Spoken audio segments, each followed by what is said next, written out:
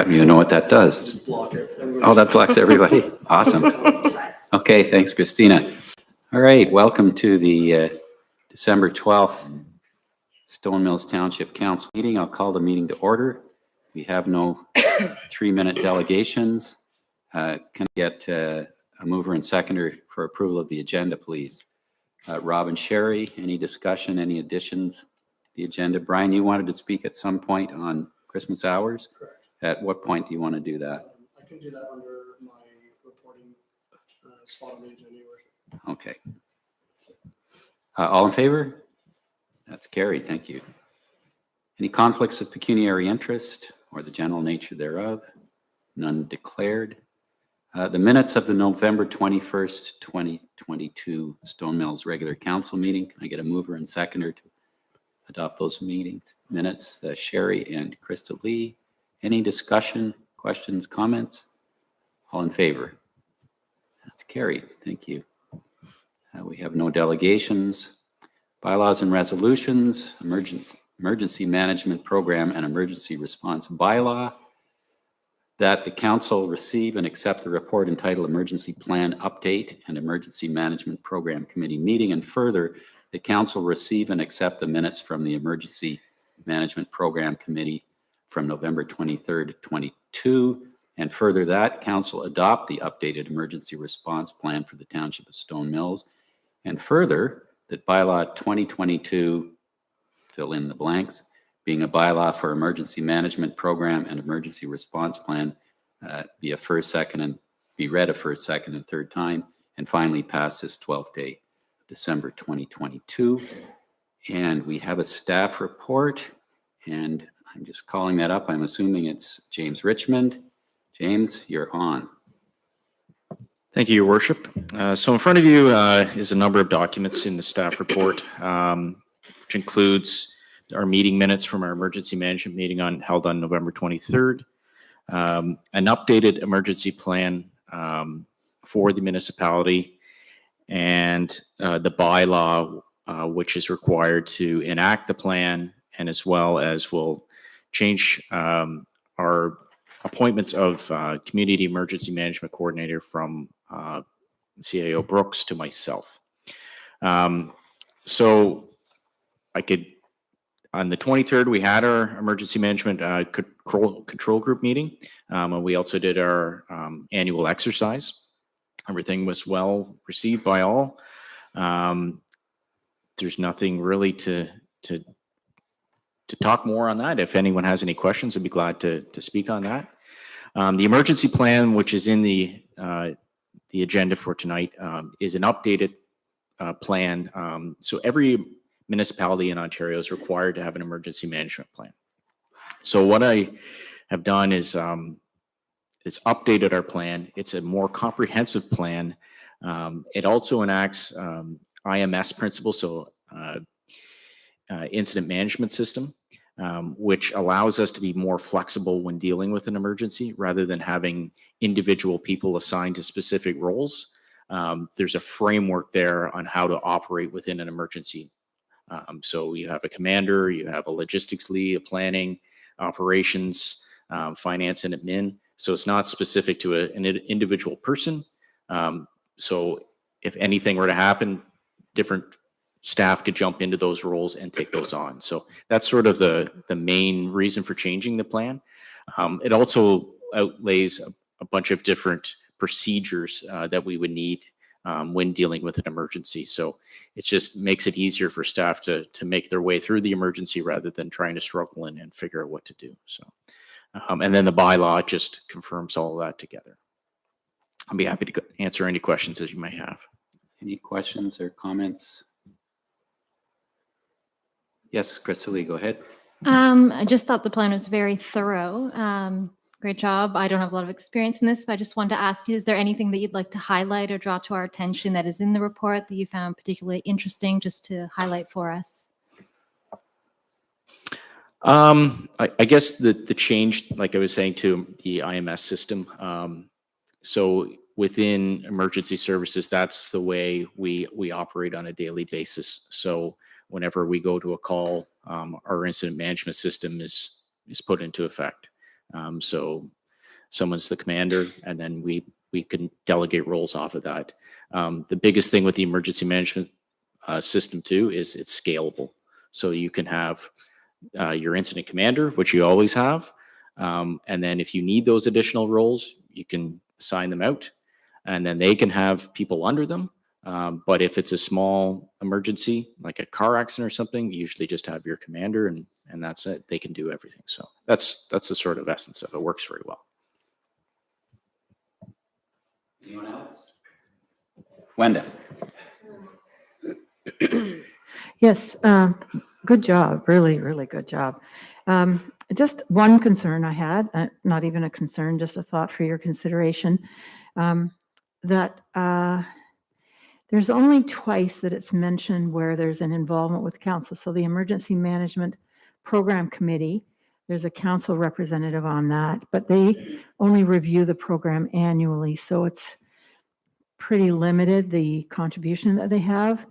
And the other one was the REEV has a role in one of the elements of the plan. I guess what I would like to see maybe is some thought given to the fact that perhaps council has a little bit more role in this. For example, if there's a disaster, we would want to know for sure. We would want to maybe have some discussion going forward as to how we could help facilitate the mitigation of the disaster. I see very little involvement of council, and maybe that's not our role. Maybe that's not what this council perceives to be our role. But I just, when I was reading it over, I thought, I just thought maybe we should be have like not just a representative on the Emergency Management Program Committee, but there's a lot of components to this. So just some like a tree of communication where we know that we're not going to be out in public and somebody says, oh, there was a big outbreak of whatever at a dare place. Did you hear about that? No, I have no idea what you're talking about. Do you foresee any opportunity in this document for council to be a little more active in this work? Yeah, so through your worship, emergency management plans are typically designed so that staff work the emergency. The role of council through the REEV, as the head of council, is essentially to declare the emergency and undeclare the emergency. The REEV also acts as that go-between tool to the other council members during an emergency. So that's how that would work. Obviously, communication would be key to you all, so you could speak with your constituents if need be, and we would continue. There's notification procedures in the plan that would notify you of the emergency, but it's very much that staff works through the plan and does the work that's necessary to relieve the emergency. For the program committee, Councillor McDonald and Councillor Milligan, I believe, were assigned to the committee. So there's two that sit on the committee. At this point, we just meet annually and go through our regulatory requirements that during our meeting. If council would like, there's definitely opportunity that we could have more than one meeting per year. It's up to council, but that's sort of how the plan works. Okay, anything further? Well, I would just add that, yes, the formal role of the REEV, or in the REEV's absence, a deputy REEV, would be, as James says, to declare the emergency, and once it's over, to undeclare it. But I think woven throughout this plan, there's plenty of opportunity for communication. And it would be just like any other situation that would arise in the township. We would hear from the appropriate staff and would be available to explain to constituents what was going on. And if we don't know, to put them in touch with a relevant staff member. I myself don't feel particularly specifically qualified to deal with, say, a chemical spill or any other specific type of emergency, maybe other than floods. because I can fill a sandbag. But in terms of active involvement, I think our role is again, is communication. So that's going to be key in any of these situations. Go ahead, Doug. My experience isn't current, so I could be a little bit wrong with the current act, but in the previous act, it was simply meant as you can't have too many cooks in the kitchen. So it was meant that you have the workers, the people who will be in charge of doing things, and you will have a communications person, which is always the head of council. Okay, the council can then set up his own communication system with the remainder of council or whatever, but you don't get 7 councillors going in and trying to tell James what to do. That's not the way it goes. I mean, it's set up to me as efficient. So if you think back to the ice storm or certain other situations, it's always been this way in other municipalities too. You will hear the reeve, probably be possibly part of the spokesperson team if there's any news or anything like that going on, along with whatever department head is involved. And but that communication the reeve has as a separate thing with his council, and then he brings forth any concerns from there. Yeah, but that's how it's worked in the past. Yeah. Anything further? Yeah, go ahead, Brian. So I'd just like to draw council's attention to the IMS plan, in the sense that you have your commander, you have your communications, you have your various roles that are assigned, who those individuals bring on as part of their support system. It's just to ensure that we have that one person reporting back to the table. So I think what Doug is suggesting, so in this plan, it does not indicate that the reeve is the communications person. However, there's a person responsible for communications, which is likely to request the reeve or some member of council, some authoritative figure, to become the community spokesperson. But the good thing with this is, in the past, you've essentially had a policy, and these are the things that need to be done, and this is what Jason would do, as an example. In the absence of Jason, who would fill that role? What this plan essentially does is it creates those 5 categories of, inside your plan, or you have your assigned roles, and then you have all of the responsibilities that role will do. So in the absence of, say we can't get into the community and it happens after hours, well, 4 members of our staff don't work in the municipality. If we have to call on additional staff members, we can hand this policy to somebody and say, hey, this is the job that you're getting assigned, and here's your job description, so to speak. Get your resources to help you do that position. So it's not as uniform as it was previous. And so to Councillor Dave, or Deputy Reeve Davison's point of the automatic assumption that it's the reeve, that community spokesperson could become a council member that's familiar with that type of service. So it allows for that flexibility rather than that automatic assumption. The second part that I would like to say is, so that's the emergency control group's responsibility. We are also staff. We have a responsibility in past declared emergency, which we had here. We would have our emergency control group meetings, and we would have council meetings that would be getting the information back to council based on those emergency control groups. So picture yourself an information room as the control group, and then the meetings that council would have would be outside that. There's very little way for us to operate without resources that are approved by council. So that's how, obviously recording of council meetings, meetings like this, we would call in response if we needed resources or additional approvals, or there was something of information purpose that needs to be shared with council. So that's all part of this package. It just doesn't necessarily say you shall do this. It lends a little bit of flexibility to the assignment of those roles. We use the example during our exercises. James is going to be our CMC, but what happens if he's the commander on site and it's a fire? Well, automatically we need to find somebody to fill that role. Or likewise, if I'm out, then there's a duplication of roles somewhere. And so it allows for some flexibility. And when you read that policy, it's very clearly defined what that person does. It's kind of foolproof, if you will. Anything further?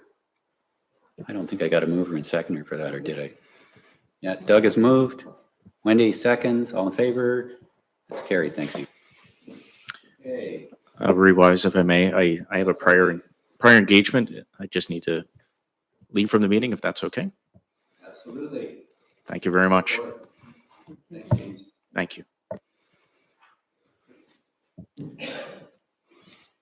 Okay, staff reports. Manager of Development Services Sands, we have a proposed license agreement on Devil Lake Road. And we've got a recommendation that council receives the report, and further, the council approves the license agreement. And I'll just wait to get a mover and seconder, I think, and let Jason go ahead and explain this. Thank you, Your Worship. Sorry, I forgot to use my microphone. You gotta help me out. Through you, yes, we have an application for like a license agreement. Some refer to it as a site plan control agreement to be registered on title of an existing approximately 83 hectare parcel in the northwest portion of our municipality. The subject property is unaddressed currently, so I'm not able to refer to it with the municipal address. However, the northernmost parcel that is addressed is 82 Devil Lake Road. Those of you who are familiar with Devil Lake Road, it's a stub end road, a dead end road. It doesn't actually travel into or connect to another road. And essentially through this request, the owner of the 83 hectare parcel is looking to construct a dwelling and use the continuation of the road allowance, which is unopened at this time and unmaintained by us as a municipality, to garner access to their property. I don't have any photos, unfortunately, in the supporting information on the agenda this evening. However, it is already a traveled road allowance, as many of our unopened, unmaintained road allowances are in this municipality. It's heavily utilized by four-wheelers currently, ATVs, and you can actually drive a vehicle down this stretch of road allowance. Our Public Works Department did so through the entire 1 kilometer stretch that the applicant is proposing to utilize to garner access, as well as Quinte Conservation in conducting their site visits.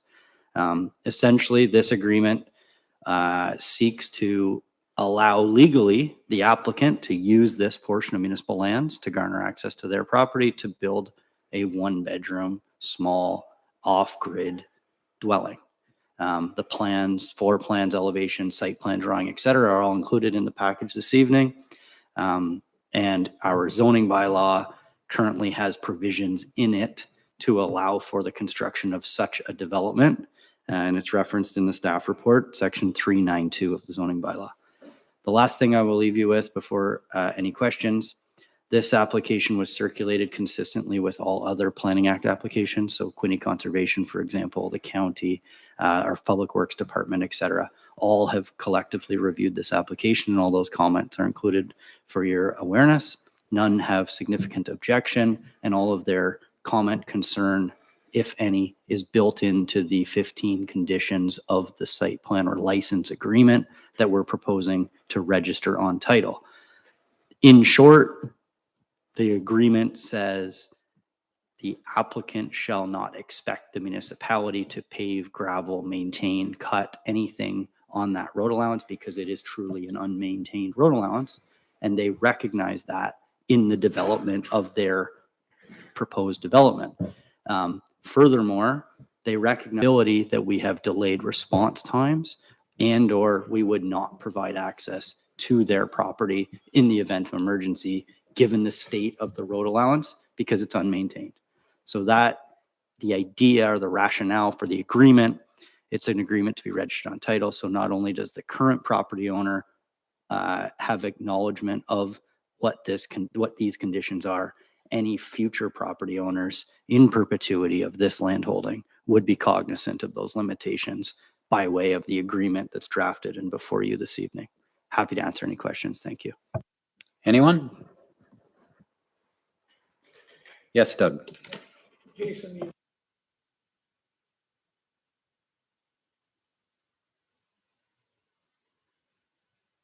Through your worship, it is, from my understanding, it is more than a hunting camp. Whether it is a year-round residence, I believe the intent of the owners is to relocate south in the winter months, so the southern states where it's a little bit warmer. So I believe it's more along the lines of a seasonal dwelling. Although my world in planning is a little bit more gray. What Jake's Ontario Building Code world and the construction value of that, I do not know.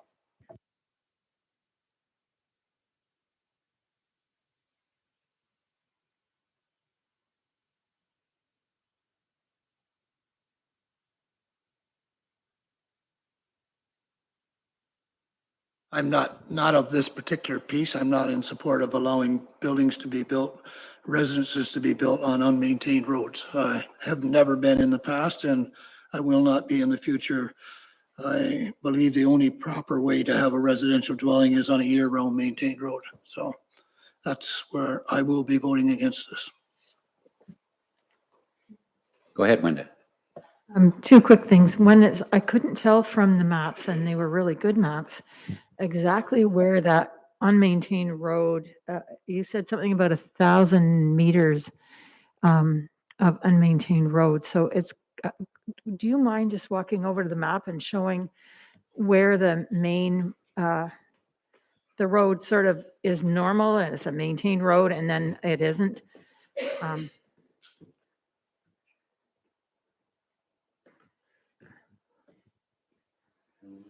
Oh, there we go.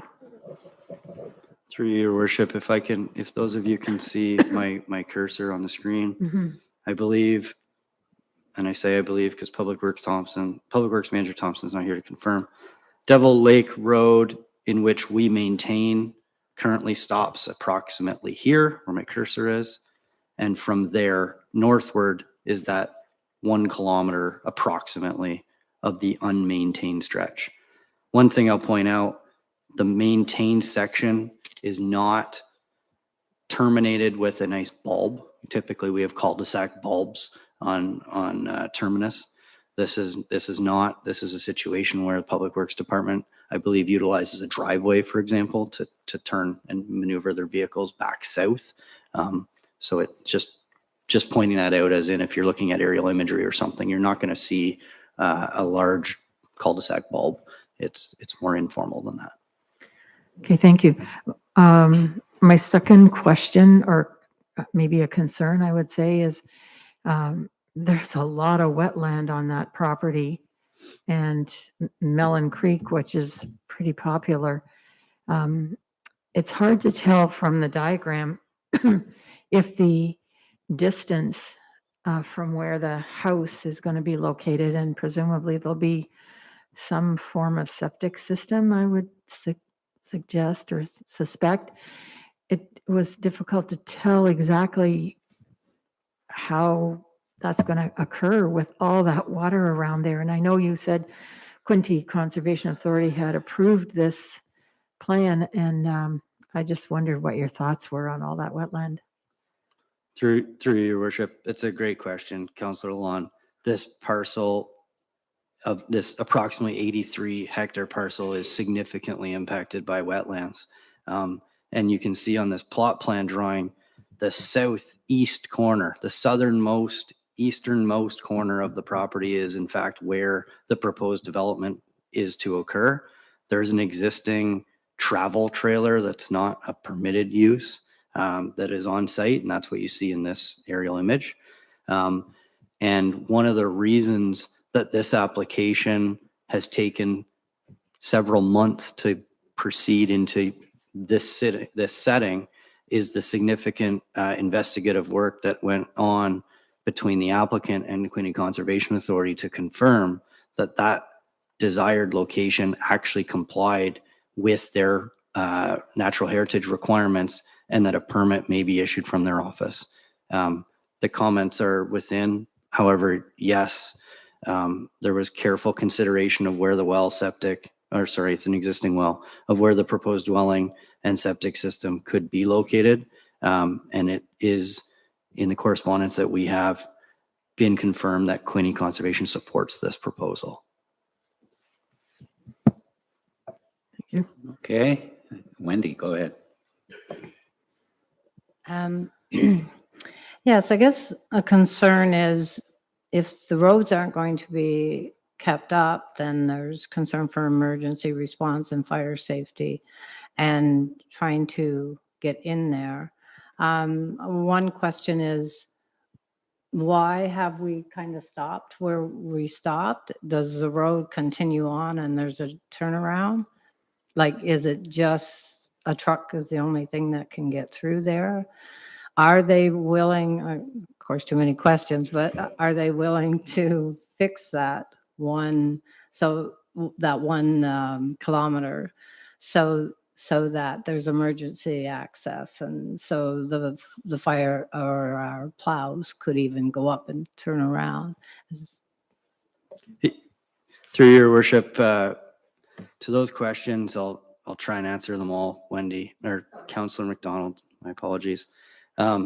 Firstly, when I say the proposal is that the road would not be upgraded, it would not be upgraded by public dollars, as insofar that our public works department would be conducting that work through the agreement that's been drafted. The upgrades that would be necessary, if any, would be borne by the proponent. So that's the first kind of question, in that it may very well need to have some trees trimmed, for example. We wouldn't be doing that work. It would be their responsibility. Secondly, if the proponent was of the desire to construct a dwelling that fronted a municipally maintained road, as opposed to this request of entering into a development or license agreement, they would be required to upgrade that section of 1 kilometer to our specification. Essentially, whichever specification that our public works manager deems appropriate.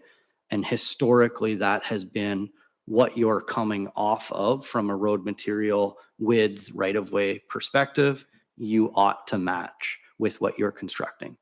So if Devil Lake Road is tar and chipped, that's what would need to be completed for the 1 kilometer stretch, for example.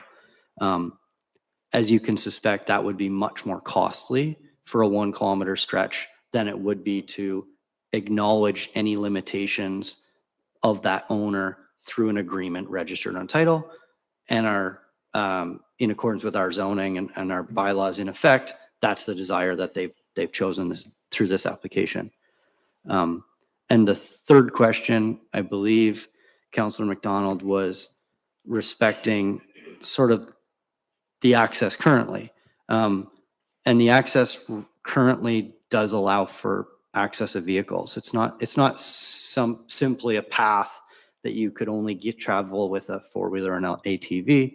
It is currently sufficient to drive a vehicle down that path.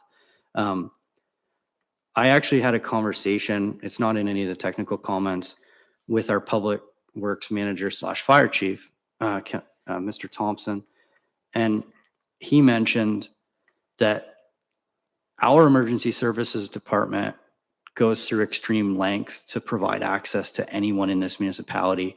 And I think that may have been seen through our education session collectively a few weeks ago, in that we have off-road vehicles, we have ice water rescue team that we're proposing to utilize, we have all-terrain vehicles. By no means am I saying that this parcel is only accessible via one of those alternative means. However, what I'm suggesting is that even if there was no development on this property and the way it sits today, and the property owner was out enjoying the property, utilizing the ponds or the natural features, and for example, they had an emergency, we would, in the comments that I've had, we would provide every effort that we have as a municipality to get access to them currently. Yes, through this application, there's a desire for them to ultimately spend more time on that property through the construction of an actual structure. However, I just remind all of council that there's always a desire and a will for this municipality to provide access from emergency services perspective. And essentially this agreement is one that recognizes that should there not be ability to get that access and there be a limitation, that they're bearing that risk. Thank you. Anyone else? Yes, Sherry. I just have a quick question. So right now it's an unopened road allowance, correct? And it's well utilized by other ATVs and stuff, right? So by opening it, are we at any greater risk of litigation if anyone's hurt on it? Like right now, are they riding at their own risk? Is there any other negative impacts to opening it? Through your worship, Councillor Milligan, if we can just look at the screen where my cursor is. Currently, it's an open municipal road allowance from Tweed Road to approximately this point right here. And then from this point in northward, it's an unopened, unmaintained.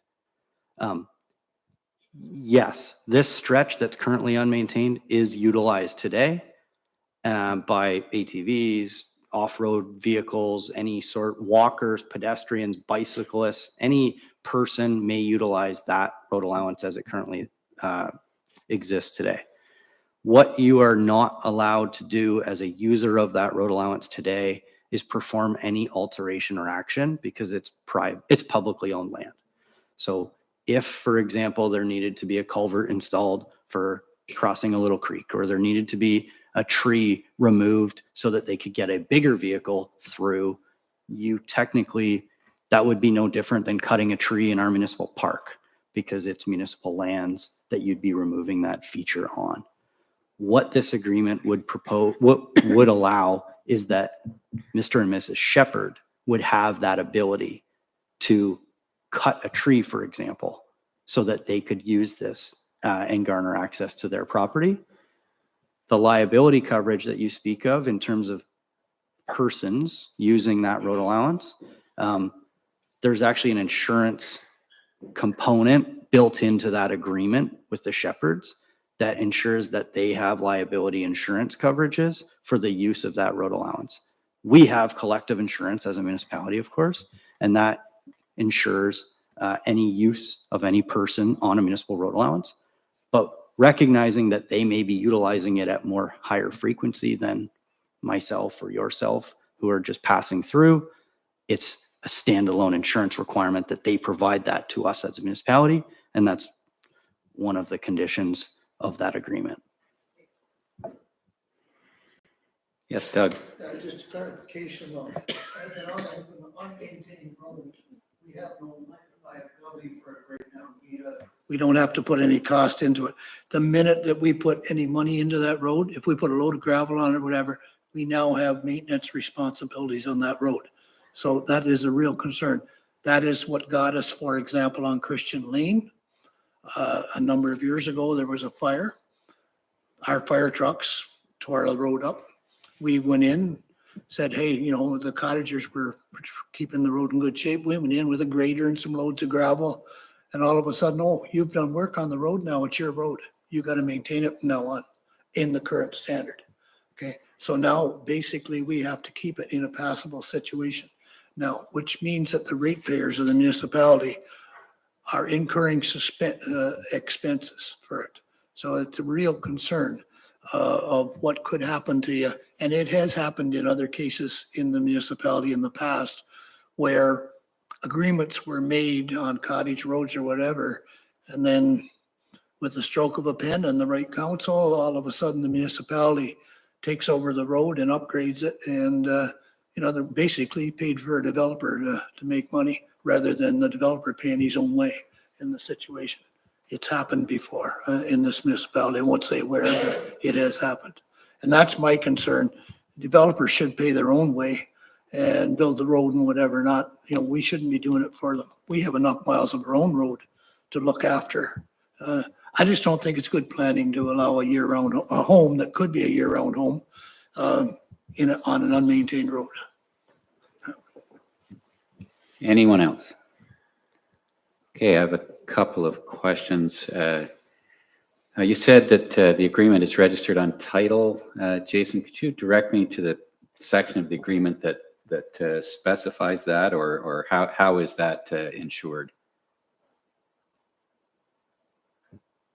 Through your worship, this Exhibit 1 of the documents in which were uploaded in the public portal. The draft license agreement. The draft license agreement is the agreement itself. And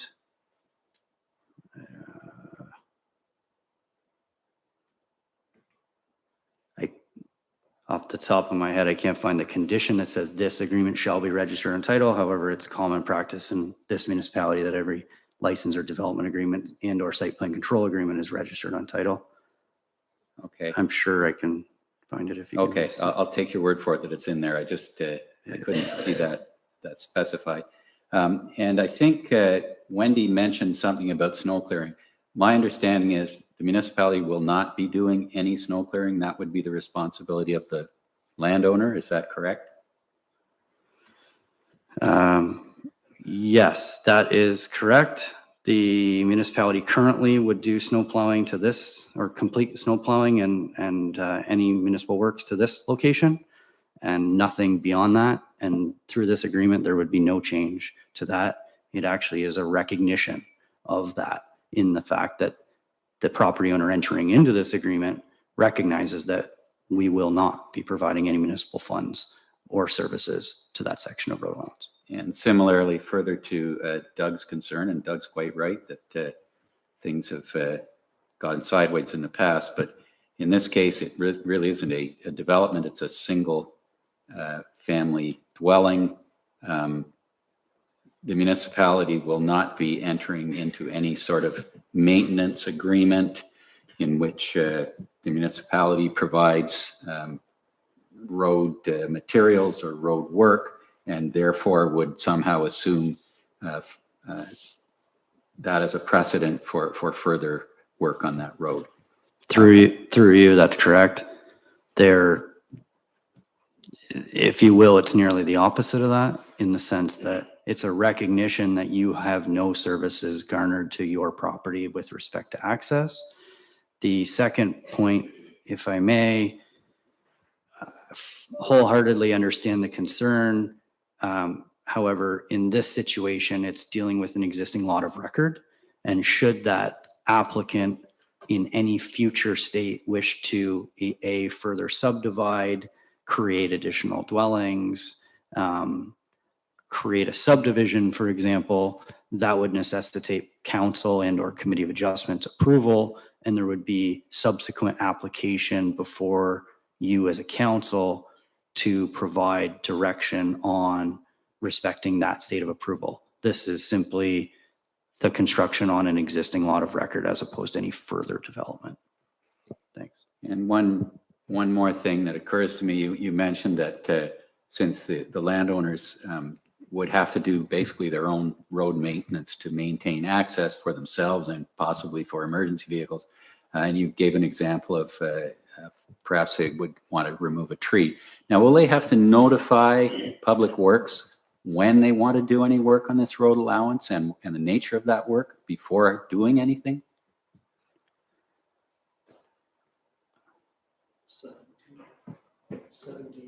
70, I knew it was in here somewhere. Yeah, through your worship, great question. Thank you, CAO Brooks. I knew it was It's in there. I knew it was in here. I couldn't find it. 7D is the spec that, or the condition, sorry, that requires that. Yeah, so not to commence any work or make any changes except in accordance with plans and specs submitted to and approved by the municipality in advance of any such work. So I did read all these, and you see what short-term memory loss is like. Okay, I think that's fairly thorough on this one specifically, and I think it would be useful, especially for new counselors, but also for old ones with short-term memory issues, if at some point we go over the changes in our zoning bylaw that permit this kind of agreement, because we didn't used to have this. In the times that Doug was referring to, we didn't have the ability to allow someone to enter into this kind of agreement, and it couldn't be registered on title. I think that's correct, is it not, Jake? This is new in the zoning bylaw, if I recall, in our most recent iteration of the zoning bylaw. Yes, Your Worship, in 2014, we made changes to try to create a little more flexibility, I guess. And it's been done a few times, not that many, but this is basically where it said, if you don't have to create, I don't have the zoning bylaw in front of me. If you don't have to create a new road, the road already exists. In this case, you've got an unmaintained road that is being used by ATV, et cetera, that it is a possibility to use in this case, an unopened road allowance to get a building permit, with the thought that the zoning bylaw didn't want you cutting, taking an old road allowance that it was fully treed and cutting a new road to a property, that sort of thing. I'm just generalizing what it says, but. Yeah. So this is a little different. In any case, Rob? Yeah, just a quick thing. It's an unopened, it's funny how it's termed. It's an unopened road allowance. So but it is open, but it's not open. I know what you mean by that. When it comes to closing road allowance, I know it's quite a deal.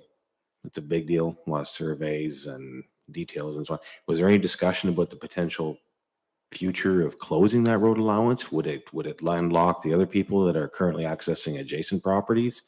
Is that something we're going to paint a road towards that in the future, and the people with adjacent properties might not be too happy about that? If that's, how would that function? Through your worship, I'm just thinking through that, Councillor Fenwick. If we were to close, so just essentially on the screen, if we were to stop up and close the black portion of road allowance and convey it to the property owner who is proposing this request or who is seeking this request, we would essentially end up with a flag-shaped lot with a flag pole as being owned by that property owner. Yes, this property directly south of the subject property, all of these properties to the north and to the east would all be landlocked. And if I were the subject property owner, I would not want to privately own that piece of road allowance, given the volume of use in which it currently sees. We actually went through a very similar circumstance on Vardy Lake, where there was ambiguity of ownership with a road allowance, and the private property owners who were in this ambiguous situation with respect to ownership had fundamental concern because the snowmobile club, et cetera, who utilized that road allowance very heavily, there was thought or belief that they're liable should there be an accident, et cetera, on the road allowance, and that come back to them personally. So just for those reasons, I would not think that this property owner wishes to purchase. I also, the surveying, legal, as well as land costs we now have adopted in our bylaw would be very substantial for that stretch of road. So hopefully that answers your question, but I'm happy to clarify. Yeah, I wasn't, I know that the township as a whole is not in the habit of closing road allowances. It's so profitable and all. No, I was more or less just making sure that the adjacent properties, like you say, there's ATV trails that go up and back and forth. There's probably the adjacent landowners going there. I wasn't sure if something down the road, again, when the planning, you were speaking about planning, it does sound like something new as you spoke to. It's crazy to think that we can do all that, but at the end of the day, if they've met all the requirements, the QRCA is on side with it all. The fact that it's an off-grid home actually sounds nice. I just think about the lack of telephone poles puncturing through the ground and being torn up and building roads and putting in gravel. It sounds peaceful. And the fact that, like you say, it's already wide enough, I don't see any reason. I was curious as to Doug, based on the new world with the new requirements and stuff, that help you at all? Because unfortunately in these conversations, you get snippets of information. You don't get all the information. As I started off and alluded to very quickly, cottages have a way of turning into year-round homes, uncontrolled, okay? It's not the person that built the cottage or the year-round home. They can fully understand where they are. It's the second or third owner that all of a sudden is in there now with 3-year-old kids, 4-year-old kids. Well, how come the bus doesn't go to my door? Okay, somebody missed out reading all of the fine print and everything else, and the pressure comes back on council, then why? What are you going to do to open the road for me? And again, it's simply, in my opinion, a planning issue for costs for the ratepayers of the municipality. We've had a process for years where we would allow Joe or Sue to extend a road a couple hundred feet, a road that wasn't being maintained. If they paid the cost to extend the road, we would give a building lot. We've done that in many cases. Okay, it made good sense. We're already there with the plow and everything else. But when you extend a road a kilometer, it doesn't make financial sense, especially when you have to put forth at some point in time the money that it requires to build or maintain a kilometer of road. We're talking thousands of dollars, $40,000, $50,000 just to maintain it, not counting to build it, the road. You'll never get the tax dollars back out of it. Plus, it's not fair, in my opinion, and I know people have been caught in this, bought property. Some people do it mistakenly. Some people maybe do it for different reasons. We have a recent situation in this township on another one of these situations where a person was allowed to build a house a couple of years ago on an unopened, unmaintained road allowance. And today he wants to sever 3 lots. The pressure keeps coming. You're going to allow, that's my point to it. If you've got a good, solid planning principle to build a house where it's economical and going to be serviced, all for it. But I'm concerned where it's not and the situation that it puts those people, the second or third generation owner, into, to be honest with you. Thanks, Doug. Yeah, go ahead, Sherry. Just one more thing so I'm clear. But if we have the conditions and they're in perpetuity, are they not? Then how can that stuff happen? Yes, they can be waved by a pencil. Through your worship, firstly, staff understand the concerns of Councillor Davison. I don't want to convey the confirmation that we do not.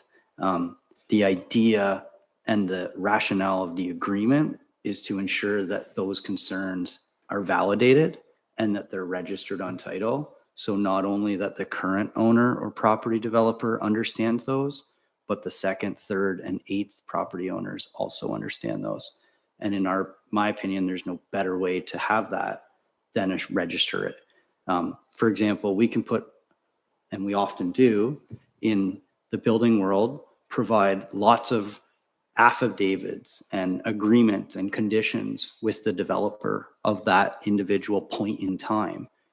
And then they go in a roll file, and then they go in a back cupboard, and nobody really realizes. This is proposed to be different in the fact that it's registered. Secondly, my comment to the concern would be, of course, it is an option in the future.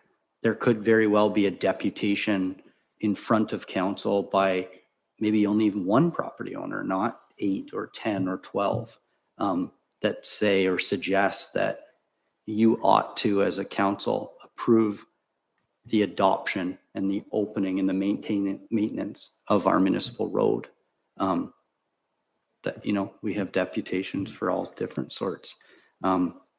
However, in my opinion, we as a municipality have a better position to withhold adopting and opening and maintaining when we can point to an agreement that they've executed and acknowledge the limitations of with respect to the existing access. Thanks. Okay, unless there's any further discussion, I didn't get a mover and seconder. I'll just reread the motion. That council receive the report, license agreement Shepherd, and further that council approve the license agreement and direct management to proceed with legal counsel in registering the license agreement on title. There is the direction to register on title of the applicant's property. Can I get a mover and seconder for that? Wendy, second Sherry, all in favor? Opposed? That's carried. Thank you. Okay, the second item under staff reports is Committee of Adjustment composition. And the recommendation is the council accept the report entitled Committee of Adjustment Composition, and further the council direct management to seek confirmation of existing Committee of Adjustment members' willingness to return, should that be the result of council's direction. And further, that council establish a composition of a hybrid members of public and council Committee of Adjustment. And further, that council direct management to amend bylaw number 2012-629 as required and return to the January 16th, 2023 meeting for consideration. Brian, are you dealing with this, or is Jason? Jason, go ahead. Thank you, Your Worship. Staff authored a background staff report which attempted to quantify the options in which council maintains with respect to Committee of Adjustment composition. First of which being maintaining existing status quo with respect to composition. It's a 5-membered committee composed of members of the public. Option number 2 is what staff are terming, option number 2 is council becomes the Committee of Adjustment. We've discussed that there is an opportunity for council to essentially form that committee and fulfill that role. And option number 3 is what staff have termed a hybrid option with respect to a multitude of composition, members of the public as well as members of council. The only act requirement is that you maintain 3 members on the Committee of Adjustment. It doesn't stipulate that they have to be elected officials or members of the community or a mix of either or. Lastly, there was discussion in previous setting related to an advisory committee. Staff had authored an inclusion with respect to what an advisory committee would look like in terms of the Township of Stone Mills, based on experiences elsewhere in Ontario. And we see that as a sort of a fundamental shift away from what we've historically done in this corporation, and somewhat of a stray from the discussion of who should fill the seats and make up the composition of a Committee of Adjustment.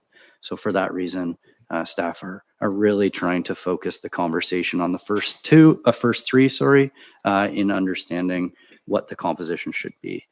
Based on the current members of our Committee of Adjustment, the long-standing nature, the expertise of the area, as well as education garnered through OCA, Ontario Association of Committee of Adjustments, that our Committee of Adjustment members currently have, as well as the powers, if you will, of council members and elected officials within this corporation with respect to strategic plan, official plan policy adoption, and any other policy motive from a corporation, from understanding the impacts of Bill 23 to Bill 109.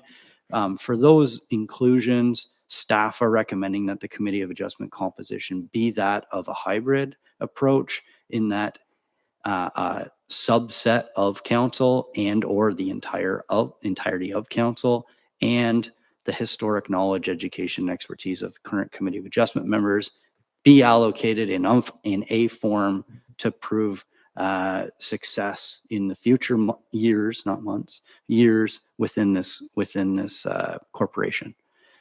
We at staff's level have not gotten into the detail of this number of persons from the public, this number of persons from council, etc. However, at staff's level, it's our recommendation from a collective that the best approach is a hybrid approach. However, we look for any question in which we may be able to answer from a legislative perspective. I'm happy to answer any questions. Largely, the report also comprises of the judicial responsibilities of the committee to try and provide a background and a mandate as to what you may see or what may be required should a Committee of Adjustment composition be one that also incorporates elected officials. Happy to answer. Thank you. Comments or questions? Anyone?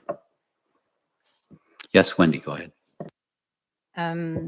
Yes, I totally agree with the option 3, the hybrid, and I would suggest we reach out to current members that have sat on the committee.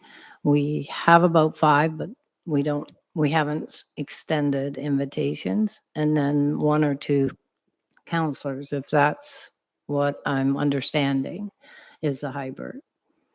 To reach out to the former members with a lot of knowledge, and then to include some of our counselors. I really like the idea of 1 or 2 counselors sitting on any committees. Sometimes it helps moves things along. If the counselor's there, they have a feeling for how things might go before a meeting. Just, it's not really a question, but it's what I kind of feel. Anyone else? Jason, go ahead. Your worship, thank you. The only omission from my brief overview was that staff have not formally reached out via communication to the existing 5 members of Committee of Adjustment because of the unknowingness with respect to composition.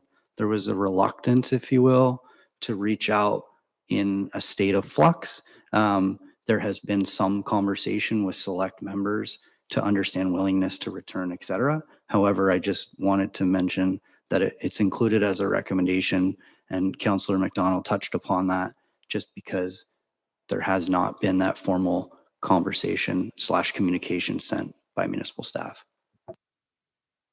Other questions or comments? Yes, Rob.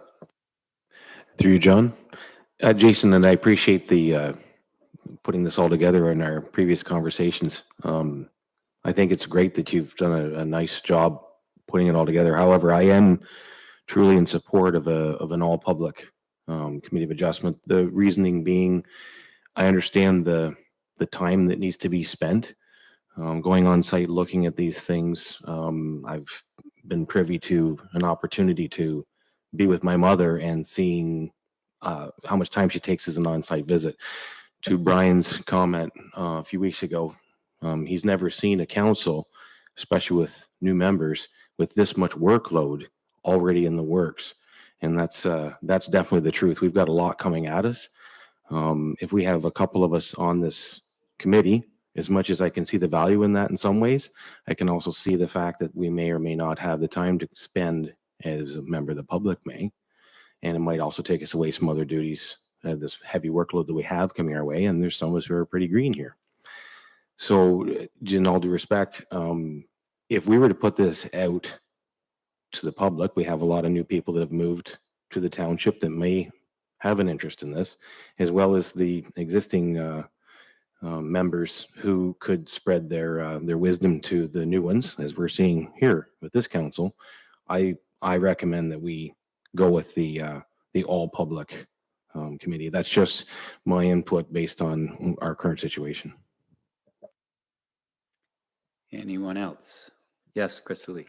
I'm still undecided between the public and hybrid, but I do agree with Rob that not only do we need to invite the other people back, and I understand there was uncertainty there, but I do think we need to cast a net and try and recruit, because there have been a lot of people moving here, and I really believe in that sharing of knowledge for the people coming forward. And as we mentioned previously, just because we're on council doesn't mean we'll be here in 4 years. And so we may not be able to pass that on. And so I do think there needs to be an emphasis on recruiting new public members.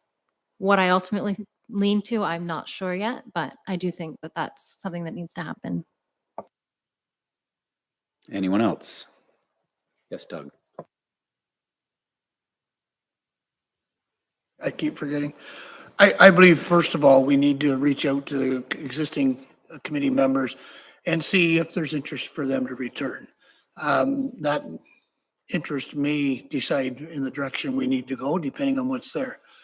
I personally, and I've said this before in the training session during the inaugural, that I'm in support of the all public committee, simply because they're not elected officials who can get their arms twisted, to be quite honest with you. That's a concern that I have. But I do want to comment more to it. We have a registered planner in Jason, and does an excellent job. And by the way, that doesn't say we can't disagree once in a while. Okay. But it takes a long time, as Jason will attribute to learn the planning principles that there are there. And it's the same thing with the Committee of Adjustment. It's not something that you change hats on every day, to be quite honest with you. Again, I'll go back to the past, but in the past, we strive to originally on that committee have people from different areas of the municipality. And the committee adjustment started earlier in the former township of Camden, but when amalgamation came 20 some years ago, we made sure that all areas of the township, Sheffield, Camden, and Newburgh were properly represented. And we ended up with we had 5, but we ended up with 4 really good experienced members who were on a long time. The disadvantage of that is when you're on a long time, you get older, and we needed to bring on some new blood. You know, that new blood needs to put the effort in to be trained, you know, and that sort of thing, because there's a lot to learn, to go to the sessions and learn the experience there. It's just not something you get by going to look at one lot or something. You have to understand the principles behind it, why you don't allow a driveway. I mean, there's comments made from different levels of government of the organization, but there's reasons for why you do and don't do certain things, you know, and you believe me, 5 years from now, you won't know them all. I think Jason's probably still learning 1 or 2 yet on occasion. So it takes experience to do it. Eh? But that's my first preference is the all public committee, if there's enough. If not, then of course we'd have to look at a different option. You know. Anyone else have any opinion? I have to say that I'm kind of easy either way here. I can see advantages and disadvantages to both. But staff have recommended this hybrid model, and I'll just reiterate the primary benefits of a hybrid committee of adjustment as recommended by staff. Certainly preserving the knowledge and education of the existing committee of adjustment in serving our community. So that's going with people who are already on the committee of adjustment. Continuing to transfer the knowledge of existing senior members of the committee of adjustment to staff members of council, and that's less experienced members of the committee. Creating more awareness to the higher level policy implications to on-the-ground land use proposals with respect to land use planning through council involvement. So that's more of a council education kind of function. Scheduling efficiencies, that's simply a pragmatic convenience for meetings, and lessening the challenge on staff in securing 5 interested qualified members of the public. And I guess that remains to be seen. So those are the sort of the reasons for the staff recommendation for you to consider. Having reiterated that, I will again read the staff recommendation is that council accept the report, that council direct management to seek confirmation of existing committee of adjustment members, which we would be doing in either case. And further, that council establish the composition of a hybrid committee. So that's what's new, and direct management to amend the bylaw accordingly. So I need a mover and a seconder for those staff recommendations. Can I get a mover? Yes, Wendy and Wenda, all in favor. 1, 2, 3, 4, 5. That is carried. Opposed? I'd just like to see them split first. I'd like to see do one part first, so check and we didn't have a discussion, but afterwards. But I would like to see the committee polled first and then make the decision with that information. I like that idea a lot too. Unfortunately, we just had the vote, folks. Was I too hasty in calling the vote? Doug, if you think I was, I will have to ask a procedural question. I wouldn't like that conversation, yes. Yeah. We normally do. Yeah, what step should I take here, Brian? Sorry, Your Worship, your original mover and seconder have to agree to withdraw the motion, and 66 2/3 of your council must agree. Have to do so. support that. Mover and seconder, would you agree to rescind that? Yes, all in favor of that motion? Okay, Doug. Okay, I would just like to see the motion read that they be polled first, and then we'll make a decision on the composition after we understand the polling. If we remove part 3 of the recommendation, it'll all stay and That then will, come back to next yeah. council. So as Brian's pointing out, if we simply remove part 3 of the existing recommendation, we would in effect honor your intent. Yeah, not make the Yeah. decision until. And if we get all 5 coming Forward. back, Yep. perhaps we'll just go with a standing arrangement. So, And then we can decide if we want to put 1 or 2 in with. Yeah. I mean, there is a situation we need to look at here for longevity, for future. Yeah. We need to be cognizant of. indeed. Yep. So you've made that motion. Do I have a seconder for that motion? It's the existing recommendation less the one clause about the hybrid. Okay, Rob, all in favor? Carried.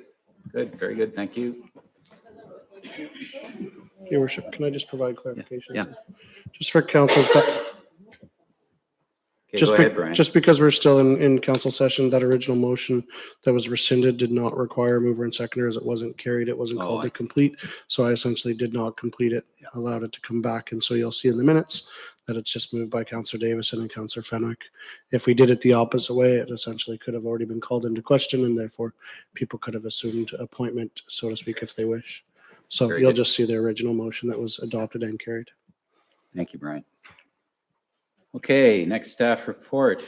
Manager of Finance, Bosha. Accounts payable. So in front of you, you have the November accounts payables. I don't have anything of note to draw your attention to at this time. Can I get a mover and seconder to pay the bills? Sherry and Wenda, all in favor? That's carried. And number 2 for you, Christina, Stone Mills Township Statement of Revenues and Expenditures, October 31st, 2022, that council received the report entitled Statement of Revenue and Expenditures to October 31st, 2022 for information purposes only. So one thing to note of these statements is majority of our big bills for our big projects actually came in the first week in November. So they aren't reflective in the statement. So you're not going to see exactly how much those project costs are. You're going to see those later in the year once we get all of our bills paid. Okay, can I get a mover and seconder for that, please? Doug and Sherry, all in favor? That is carried. And further, Christina, Yes. Stone Mills Capital Reserve allocation for any surplus budget dollars. Go ahead. Okay, so this is the typical resolution that we would do at year end to state that any unspent funds will remain within the specific departments other than general departments. So we list the exact departments that we intend to ensure that their funds go. So fire, roads, waste, arena, and then all the other small budgets or the administrative budgets go into either your general surplus or deficit. I have added into this year that any further departments running a deficit be funded from the respective reserves. And that is in relation to if any of our projects went over, if you look at our gas accounts, which you saw in the statements, they're quite high. So we don't have those final numbers yet, but when we do at the end of the year, we'll have a better idea if we're running any deficit in any departments. The thing is with a deficit, we have to pull it into the next year's budget if we don't fund it out of reserves right away. Any questions about that? It's pretty crucial. Yes, Doug. Christine, I don't know if we actually covered what we're doing here in the training session. Do you want to speak to why we put it into a reserve versus what would happen if we didn't put it into a specific reserve or not? Certainly, through your worship. We specify them into specific reserves when there's a surplus so that the specific departments are able to utilize those for your future capital projects that maybe were underspent or not completed. If you do not do that, it becomes a general surplus. It goes into our operating surplus and we can pull that back through into taxation. We can pull that back through into anything. It doesn't get delegated out. So you could end up spending, let's say, $100,000 on a park upgrade and we didn't spend that money because we didn't do it, but we pulled it and we raised the taxation for it. We want that to stay within Parks and Rec. If you don't, it's going to become part of your general surplus and it's not earmarked for anything. Okay, any questions about that? So our recommendation is the council of the Township of Stone Mills place into respective capital reserves the amounts representing the unspent portion of the waste management Stone Mills Recreation Center, Fire Department, Transportation, Building and Property budgets, and further, any departments running a deficit be funded from their respective reserves. Can I get a mover and seconder for that? Crystalie and Wenda? Yeah, I have a question. Yes, Doug has a question. I have one more question. Is there any particular departments, i.e. like gas, that you're aware of that we really need to be paying attention to or be concerned about? Through your worship, I am concerned with the roads department with the final bills coming in for sand and salt and the gas, whether that will end up as a deficit or not. We're also looking at potential over expenditures, but we have the resolutions on the book for some of the capital projects that we've asked to have additional amounts come out of reserves to cover those costs. So without those final bills, I can't exactly say. Would you know by the first meeting or in January? Usually the end of January, I would know. Yeah.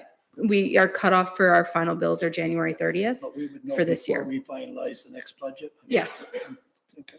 Yes. Part of the budget process is if we have any deficit, I have to pull that in unless we fund it from a reserve prior to that. And we should have that information by that first budget meeting, I'm hoping. Okay, anything further? We have a mover and seconder, all in favor? That's carried, thank you. CAO Brooks. Thank you, Worship. I waited patiently to provide some input just on the previous items, if I may. Quickly, just for new council members' information, the statement of revenues and expenditures typically start the first draft. Usually comes to council, we attempt to try to do one around July or August of each year. And then once we hit the last quarter, we do them monthly. So essentially projects that are in process. The summer months are pretty busy. By the end of the month, we're starting to zero in on budget, completions, if you will. And so we make sure that those come monthly for council in the last quarter of the year. As far as the surplus dollars, just one other thing to add to that is if there is no movement of motion at all in this aspect, any surplus or deficit actually has to go into next year's budget. So it does not go to the surplus automatic to the reserve. However, without the department reserve, it would. It's actually meant to be going into next year's budget in surplus or deficit form. The secondary portion to that motion is essentially all of the funds go into departments and then their deficits get funded from general reserve. So it starts to deplete your general reserves because there's never any money going in it because nobody wants to call themselves general. And therefore your savings account essentially gets depleted and it becomes fund. Christina or Jason, whichever of you have the HDMI cable, can you pull up a calendar, please, just to make my next item simpler? So in absence of this evening's council meeting, I spoke on the council education day that we would require approval for Christmas holidays. It's a variation. It's a slight variation. Included in the township's personnel policy, the township are entitled to the following statutory holidays. The 23rd, we only work half day in the office till 12:30. And the 30th, they're both half days worked, they're Fridays. Included in the township's policy on Christmas Eve and New Year's Eve, there's also a half day stat. So essentially those two Fridays are already statutory holidays for staff.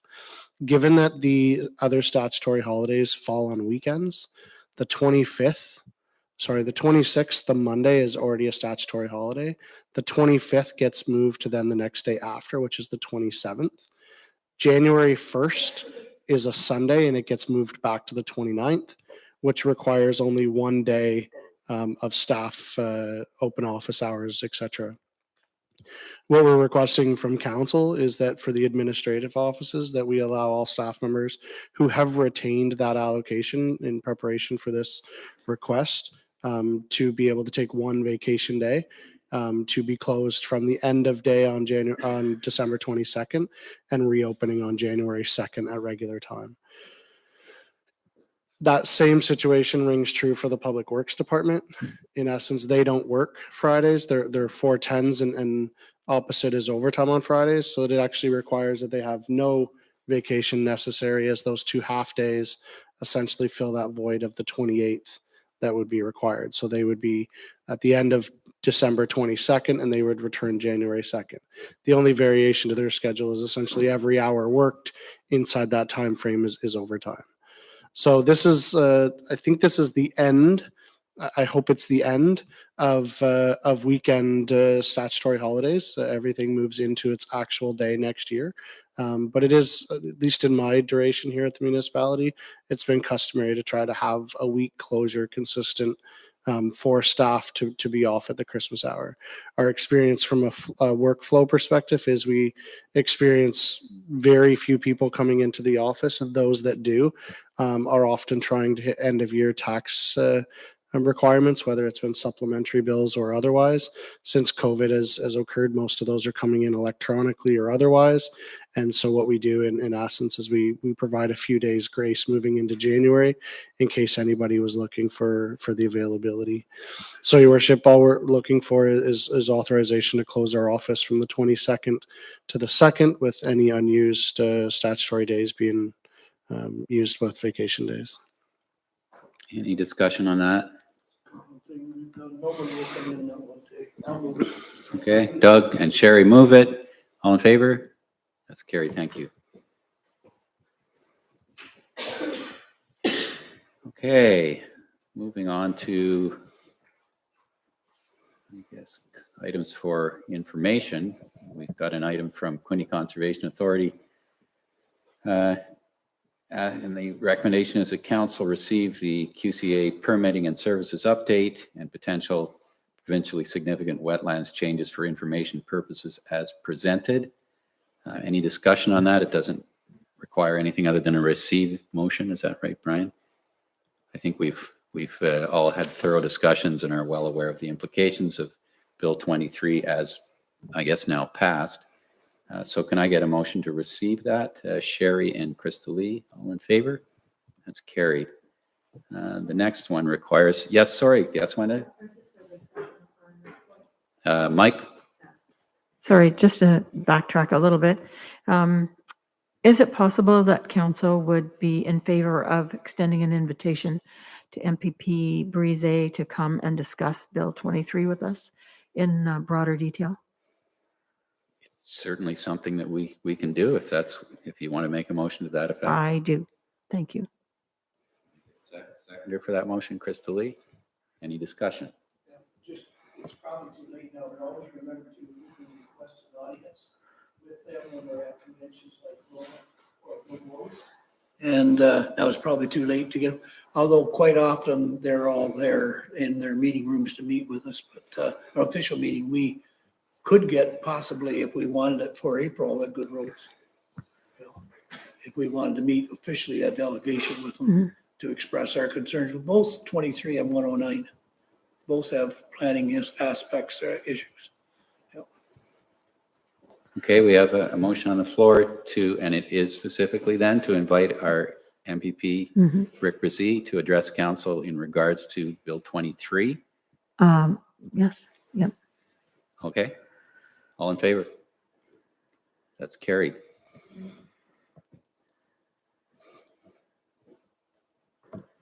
Okay, the next item is also a Quinte Conservation piece of correspondence regarding successful application for the Salmon and Napanee River crossing surveys to support floodplain mapping under the federal Flood Hazard Identification and Mapping Program.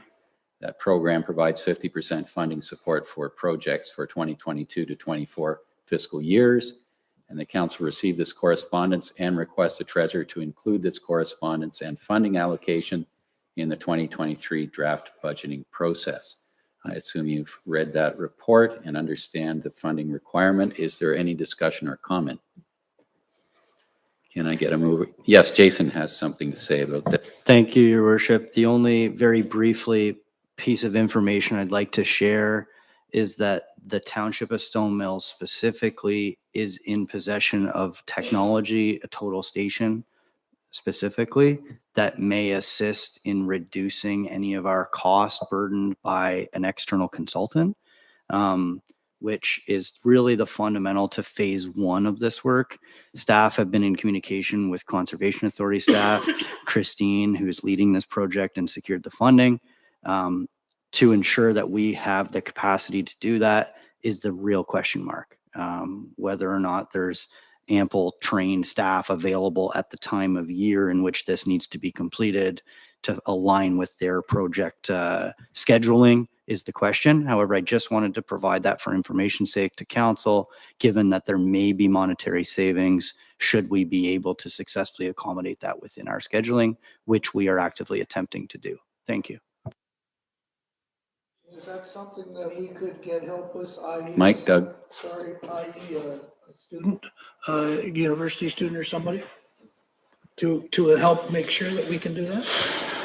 Through your worship, it's a great question.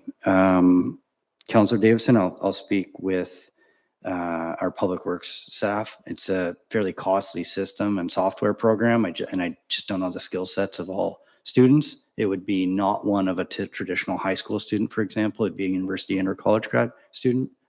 However, it's a very good option, and leave that with me. Thank you. Yeah, I just mentioned that, Jason, because I know at times in the past, we've been able to source a particular students with particular training for certain aspects to work in here. And it's highly possible, if we know it early enough, we might be able to support a university student who is working in that field, that would both be assistance and cost savings for us, because usually on those grants, we can get some support too. Go ahead, Rob. Through you, John.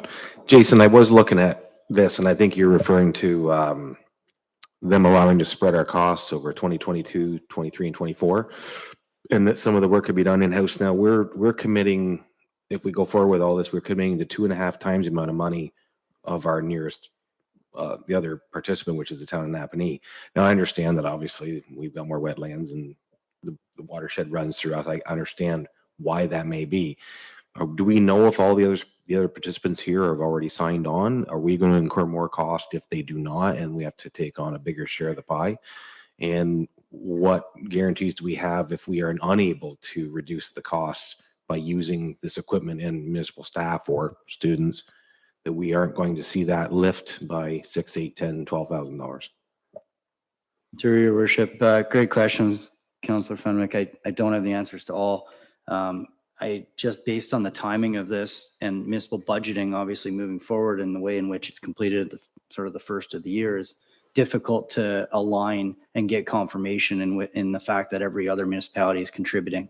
In all my correspondence with Quinte Conservation, they saw no concern from neighboring municipalities in their contributions, and I suspect that's largely to the fact you pointed out, the lesser amount.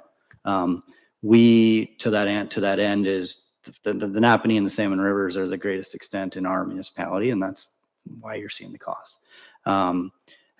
Unfortunately, though, I'm not able to provide 100% confirmation as to whether all the others are within the program and participating, and if not, would that incur additional on us? Just based on it being a geographical based exercise, in my opinion, it should not inflate the number on ours with respect to additional work if it's not occurring in a neighboring municipality, for example, because what we would be doing is participating on it from our perspective and garnering the service, setting us up for the LiDAR data for phase 2 in our jurisdiction.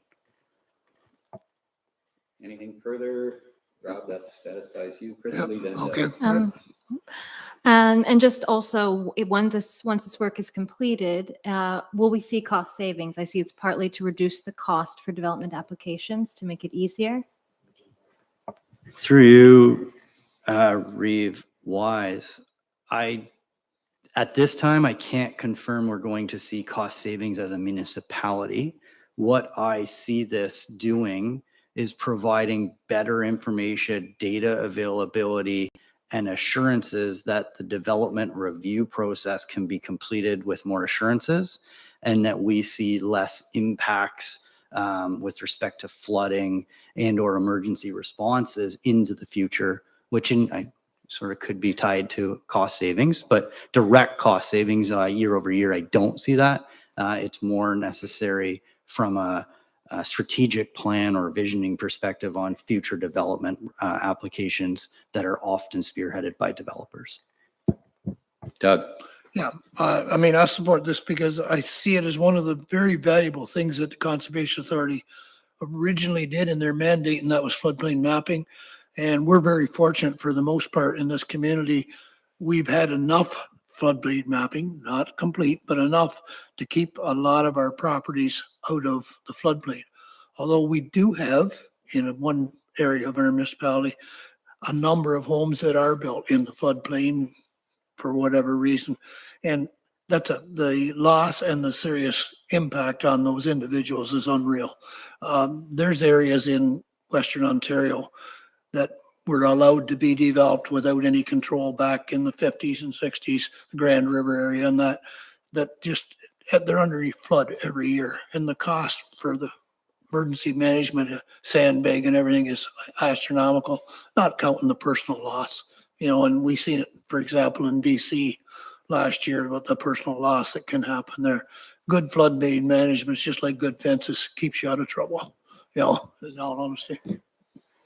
Anything further? Did I get a mover and seconder for that, Brian? I'll move it. Doug's moving it. Rob is seconding it. All in favor? That's carried. Thank you. One more item under this section. It's a notice of intake for the Rural Economic Development Fund. This is an ongoing funding envelope from the provincial government, and this is provided for your information. I don't know if we've got any projects in mind on this one, but I guess it's open for applications now. Is that right, Brian? Yes, Your Worship. This opens up on January 23rd.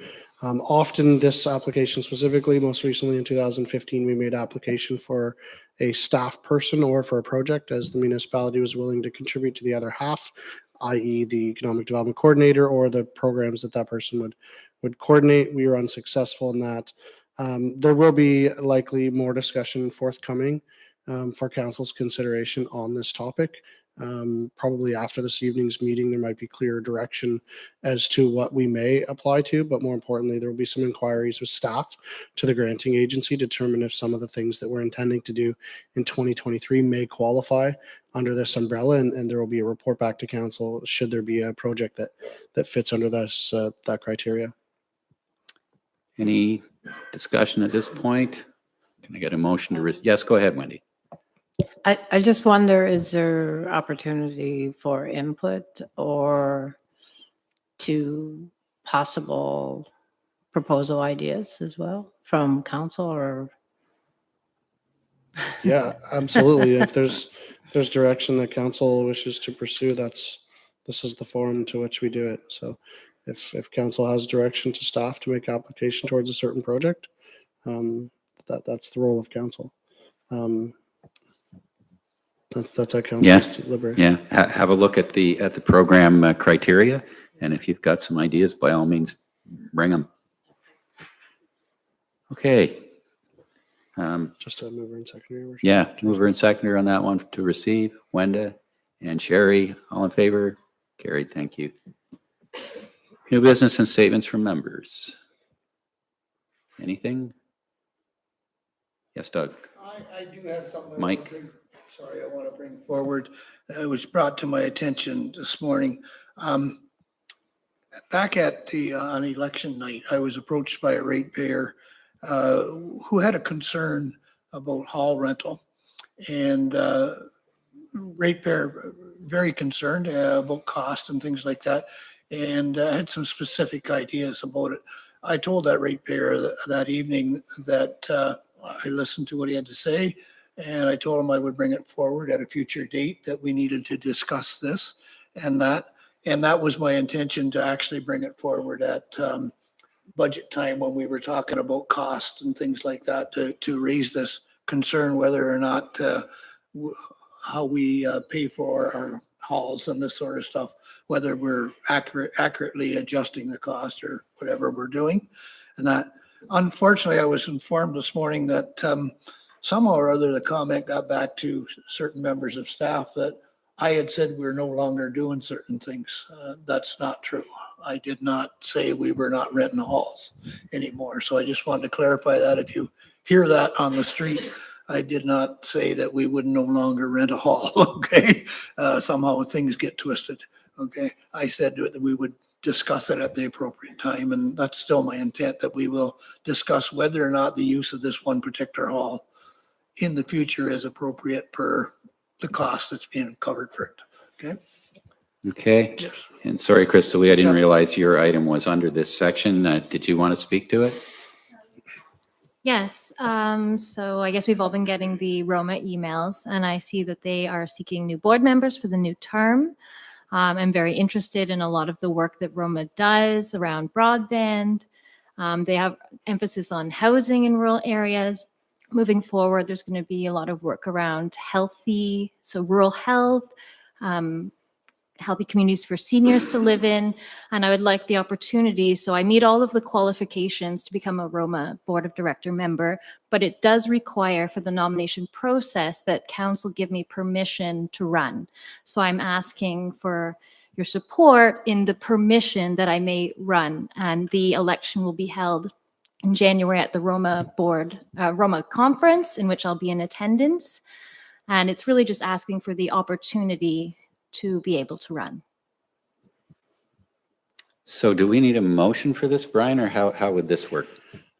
This is new to me, Your Worship. It's not a municipal requirement. It's actually a Roma requirement that requires endorsement of a council member from their respective municipality prior to running for nomination at the Roma Board of Directors.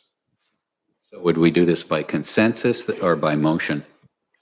I believe, Your Worship, it actually requires a motion that is actually there as a recommendation that the council for the Stone Mills endorses, and then the councillor for the position of Zone 6. Okay, it's discussion. Yes, Doug. Krista Lee, the first thing I want to say to you, if I say the wrong word, please don't take it personally, because it's not meant that way. Okay? But okay, I mean that because I support you quite strongly, and I first of all I support your desire and effort to improve yourself and go on and be a contributing factor. But I do have a concern. You're sitting at your second council meeting, and you want to run on a provincial board. I have a concern because it's not a matter of private or personal opinion out there. It's a lot of the information you'll be dealing with is provincial policy and things like that. And you have a role to learn here, that you were elected for. I'm concerned a little bit that you just may be a little too early. You may be taking on more than you can do. And if you had a couple of years experience on your belt, I'd be more than willing to support you. But right now I'm a little concerned that you may be in information overload. And I'm concerned because that can backfire on a person. A person gets overloaded, then they don't do anything well, to be quite honest with you. They get into causes issues with them. And so that's just a concern that I have that, at this early stage in your career, I'm just wondering if you're stepping a little too fast. I appreciate the concern. I can say that I see a benefit to Stone Mills and to my professional development and my role here. So there'll be lots of learning, the ability to bring the issues and topics back to council for input, where people do have more experience here than I do, and I would welcome that opportunity. It'll allow us to have a voice in some of these conversations and to give our input. I know two of the last term board members were both newly elected municipal representatives, so they served on the Roma board after being elected for their first term. I spoke with one of them today, and he found it to be a very positive experience. So I understand that this is something that this council hasn't done before. I understand that I'm new here, but just the way that the timing works, in order to be nominated, I need a resolution of support by December, and it's not to say that I'll be on the board, right? It'll be up to the Roma members whether or not they vote in support of me when the time comes. Yeah, and that's the other thing, unfortunately, where the timing is an issue for you. Because you haven't been involved in it, you don't take this wrong way. You don't know the process. And I mean, to put together a campaign, and traditionally what would happen at Roma is you'd have all of us going out handing out pamphlets or buttons or whatever and talking to people, say supporting Krista. We really don't have time to put that together. That's, if there's another person running, they will have that put together already. that's why I say the timing and everything is it's just awful quick to get into this. Hey, It know, is very quick, but it's just the only way I have this opportunity, right? And so it is fast, but I've experience in doing all of these things and, you know, putting together candidate card, making buttons, campaigning. I've done that. I can do that. And I feel perfectly competent and capable of doing that. Whether or not people vote for me, that'll be another matter, but Okay, any further discussion? Rob? And then Chris, Jerry. to Doug's point, Crystal, I really think it's great that you're getting after it. You're always been a go-getter, and you certainly are. When we had our discussion about committees prior, we all kind of worked together and talked about this is what this is, and we got some advice from Brian, and I thought that was really creative because a few of us are new, and you don't really have an idea what is involved, and until you hear it a little bit and you go, well, it sounds interesting and so on. And I know the timing is, like I say, very short. It's really unfortunate because it would be one of those things, if we were going to put somebody forward for this, that we would have a discussion and anybody who was interested would kind of throw their name in and we could kind of all get together and decide who we put forward. I have no interest in doing that, but maybe somebody else here does. So it's just, I really wish we had more time, but we don't. And that's the unfortunate part, because there may be somebody else who is aspiring to that as well. And then we can have a discussion about that. It's just unfortunate we don't have that kind of time. Sherry. So I just want you to know that I wrestled with this all weekend. And this, I think, is more about my honoring my own convictions than it is about not supporting this. But I really feel like we've been asked to give a job reference to someone that I've just started. I mean, I've been to one meeting with you, and I'm not saying you could be the best Roma representative ever, but I just feel I don't know that yet. And I just feel like it's my name, and my name, that's all I have. And I just feel like I just need more time. I look forward to getting to know you in this capacity, but I just don't know that enough yet. Yes, Crystal Lee. I can appreciate that. But again, this is the really standard process that Roma has. It's their process. And, you know, I need to work within that. It's not, I was speaking with a current board member today. He said to think of it more as permission than an endorsement. You're giving me permission to run. Their language says endorsement, but you're not endorsing me as a person. You're giving me permission to be able to run on the board of directors. Whether or not I'm elected will be based on the campaign and members voting. So it's not that you have to say you are behind Crystal Lee Woodcock, is that you're giving me the opportunity for then members to vote when it comes time. Anyone else? Yes, Wendy. A lot has been said here tonight that reflects how I'm feeling as well. So I would just like to sort of reiterate or recap or summarize the learning curve that goes on when you become a new councillor, municipal councillor, and you're working as a politician is fairly steep. It can go on for years, actually, as I discovered at our last meeting. It's time consuming. It requires a lot of thought, activity, involvement, engagement, and everything. And I would like to see you be successful as a counselor at this table, and I think you will be, from what I've learned about you so far. And to take on an extra hat of a similar vein, but different. I'm wondering if it just isn't too much too soon. And I wouldn't want to see you fail at either one of them, and I'm sure you won't. But I think you need to give yourself time to get your feet wet in this world before you step that other foot into another dimension of this world. That would be my advice to you, I guess, as a seasoned counselor, is to learn what this is about first before you go on to the next step and try and do them both together. Okay. I'm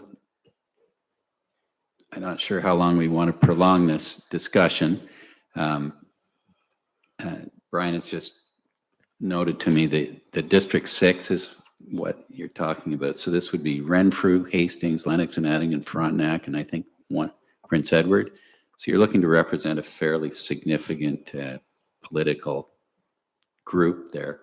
And I understand you're saying that a couple of existing representatives from other districts were first-time councillors as well. My sense is that people are supportive of you personally, but are not comfortable, particularly since Roma requires the word endorse. Maybe if we could change that to permit or support or something like that, there might be more possibility going forward here. I'll give you one more chance to speak to this, Crystal. Thank you. So I'm happy to change the motion to support Crystal Lee Woodcock for the position of running for Roma Zone 6. That was an example they gave in their nomination package. I would be happy to change that to what you suggested. And then if I will put that in the nomination package, and if Roma accepts it, great. And if they don't, then that's that. But I'd be happy to change the word endorse, and that you support me with the opportunity to run for Zone 6. I would be happy to make that change. Okay, do we have any appetite for that sort of wording change in this regard? I don't see anyone that's willing to even make that suggestion. I'm sorry. So, just a final note. I know that this is a new experience for everyone at this table. As people are talking about my experience, I get that this is a new experience for everyone. To me, this would contribute to my role as a counselor here. Asset management for better council decisions, data-driven decision-making, solutions for rural health, workforce development, all things that, we would benefit from. And currently this Zone 6 has 0 representation, and nobody has taken that on in the last few years. And if you don't, then I'll accept that, but I would be disappointed because I don't know, I think it would contribute to my role here, not detract from it personally.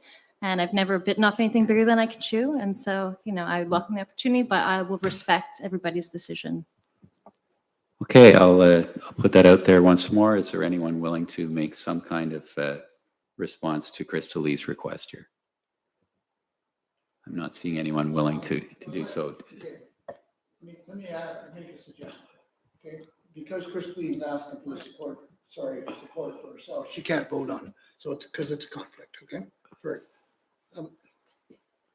Could we ask if you leave the room for a minute while we have a conversation about how we would go, what we would do? I've looked up the minutes for several meetings, and I'm duly elected. This is all above board. And I mean, if people don't want to support me, that's fine. I don't think it requires an in-camera discussion. I've looked at several meetings where that's not happened.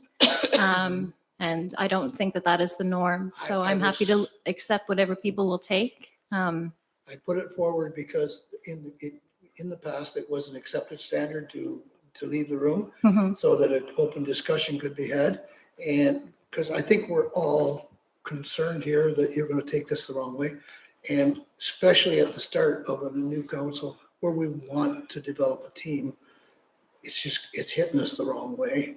Okay. And we don't want it to be that way. We want to be a team. We're just concerned, or I am concerned. And I was just wondering if there was a way that we could have a conversation where maybe we could change things. That's all. That's fine. That's the way it is. Yep. Okay, anything further? I'm going to have to leave it there then. So that just, I don't know, dies on the order paper. We just motion to receive that request then. You get a motion to receive? Yeah, Doug? Yep. Rob, all in favor? That's carried. Thank you. Okay, are we going to go into our closed meeting before we adjourn this one, Brian? Sorry, Your Worship, with the prevalence of the video camera system, we adjourn this meeting, go into the other one. Okay. And then adjourn that meeting, and that's it for the Okay, so I need a confirming bylaw for this meeting? Yes. Yes. Can I get a confirming bylaw? Sherry, seconded by Wendy, all in favor? That's carried. And a motion to adjourn this meeting. Doug and Sherry, all in favor? Okay. So we have a closed meeting. They're just disconnecting the audio. Oh, Your worship. okay. Yeah.